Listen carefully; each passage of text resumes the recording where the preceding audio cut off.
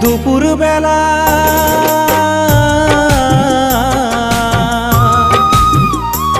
তুমি দুপুর বেলা কলসি নিয়া যাও কেন নদীর ঘাটে?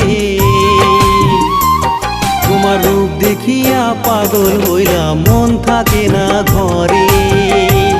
তোমার হৃদয় পিঞ্জিরার মাঝে রাখতে ইচ্ছে করে।